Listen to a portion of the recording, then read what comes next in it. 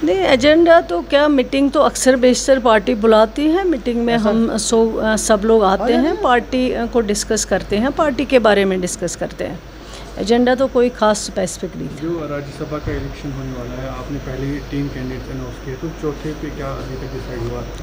Party ने already, party के general secretary साहब ने जो प्रेस कॉन्फ्रेंस दी है उसमें तीनों कैंडिडेट्स जो भी सिलेक्ट किए गए हैं, जो भी पार्टी ने फैसला किया है, तो उनके नाम ऑलरेडी आए हुए हैं। वो नाम आप सब ने सुने हैं। आप चौथे पे इंशाल्लाह फिर भी उस पर डिस्कशन होगा, क्या आगे करना होगा वो भी किया जाएगा फैसला। कांग्रेस ने कहा कि हमारे साथ कोई डेलिब्रेशन नहीं हुई, उनकी भी मीटिंग इस वक्त चल रही है और बताया जा रहा है कि कांग्रेस अपना सपोर्ट विड्रॉ कर रही है।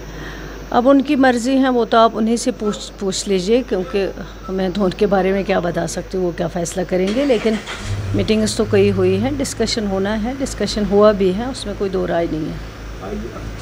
बीजेपी की तरफ से जो लीडर्स हैं उन्होंने फिर से इल्ज़ाम लगाए नेशनल कॉन्फ्रेंस अभी भी बीजेपी के पास आ रही है सरकार बनाने के लिए, थोड़ी बहुत वजाहत करेंगे? ये तो इसको कहते हैं, ये तो जोक ऑफ द ईयर है।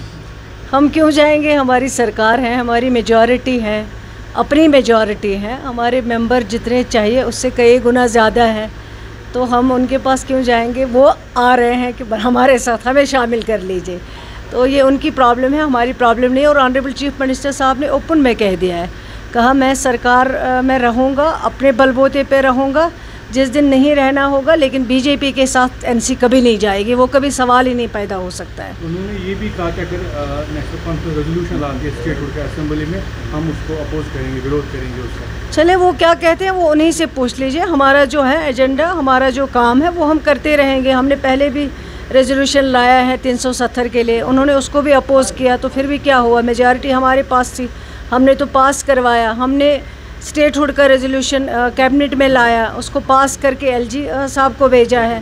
उनको क्या करना है वो उनकी प्रॉब्लम है, हमारी प्रॉब्लम नहीं है। हम जो करते हैं, हमारे पास मेजॉरिटी है, हमने पास करवाया है, चाहे वो 370 का रेजोल्यूशन हो, चाहे वो स्टेटहुड का रेजोल्यूशन हो, कैबिनेट में लाया और कैबिनेट ने पास करके एलजी साहब को भेजा है। कल आपने देखा होगा जो सॉलिसिटर जनरल है, उन्होंने कहा था कि मरकज़ की स्टेट गवर्नमेंट के साथ बातचीत चल रही है स्टेटहुड को लेकर, क्या आपके साथ कोई बात चल रही है उसके हवाले से? मैं कहती हूँ कि अगर स्टेटहुड, हम हर बार यही कहते हैं, स्टेटहुड हमारा हक है, वो कोई बीक नहीं है। जम्मू कश्मीर के लोगों के पास ऑलरेडी स्टेटहुड था और ये एक बहुत पुरानी रियासत थी जम्मू कश्मीर, जो हिंदुस्तान का ताज माना जाता है। कई बार यूटी को स्टेट बनते हुए देखा, लेकिन स्टेट को कभी यूटी बनते हुए पहली बार देखा वो जम्मू कश्मीर है। तो ऑनरेबल सुप्रीम कोर्ट को जम्मू कश्मीर के लोगों के हक़ में फ़ैसला लेना चाहिए और ये कोई बीक नहीं है। हमें ऑनरेबल सुप्रीम कोर्ट से उम्मीद है कि वो जो फ़ैसला करेंगे जम्मू कश्मीर के लोगों के हक़ में करेंगे और उसमें कोई भीख मांगने वाली बात नहीं है। स्टेटहुड हमारा हक़ है और वो हक़ हमें वापस करना चाहिए। गवर्नमेंट के साथ कोई बात? शुक्रिया। बड़गाम को लेकर बड़गाम इलेक्शन पे इंशाल्लाह बात होगी और पार्टी फैसला करेगी, जो भी होगा आपको पता चल जाएगा। शुक्रिया। एमएलए भी बांधे असेंबली सेशन पे लगने वाला है महाराज, मतलब क्या आप चाहते हैं कि वो असेंबली में होने चाहिए?